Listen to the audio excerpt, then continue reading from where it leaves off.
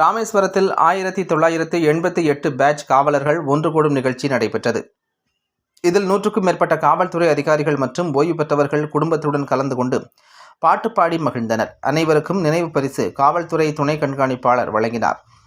தமிழ்நாடு காவல்துறையில் 1988 ஆண்டு 17-11-1988 ஆவடி பயிற்சி பள்ளியில் பயிற்சி நிறைவு செய்த 300க்கும் மேற்பட்ட காவலர்கள் தமிழ்நாட்டில் பல்வேறு காவல் நிலையங்களில் கூடுதல் கண்காணிப்பாளர், துணை கண்காணிப்பாளர், ஆய்வாளர்கள், சார்பு ஆய்வாளர்கள் என பணியாற்றி ஓய்வு பெற்றும் தற்போதும் பணியில் இருந்து வருகின்றனர். இவர்கள் அனைவரும் ஒன்று கூடும் அன்பு சங்கமம் நிகழ்ச்சி இன்று ராமேஸ்வரத்தில் நடைபெற்றது. இதில் 75 காவலர்கள் குடும்பத்துடன் கலந்து கொண்டனர். முதலில் தம்மோடு பணியாற்றி காலமான காவலர்களுக்கு ஒரு மௌன அஞ்சலி செலுத்தினர். இதனைத் தொடர்ந்து பாட்டு போட்டி நடைபெற்றது. இதில் காவலர்கள் பாட்டு பாடி மன மகிழ்ச்சியை வெளிப்படுத்தினர். இதனைத் தொடர்ந்து காவல்துறை துணை கண்காணிப்பாளர் உமாதேவி அனைவருக்கும் கேடயம் மற்றும் நினைவு பரிசை வழங்கினார். அனைவருக்கும் அறுசுவை உணவு வழங்கப்பட்டது. நிகழ்ச்சிக்கான ஏற்பாடுகளை ஆசை தம்பி மற்றும் கதிர்வேல் ஆகியோர் செய்திருந்தனர்.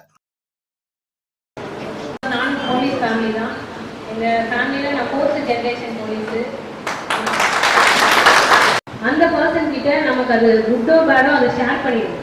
ஷேர் பண்ணிட்டீங்கன்னா நம்மளோட ஸ்ட்ரெஸ் அங்கேயோட முடிஞ்சிடும். அந்த ஸ்ட்ரெஸ்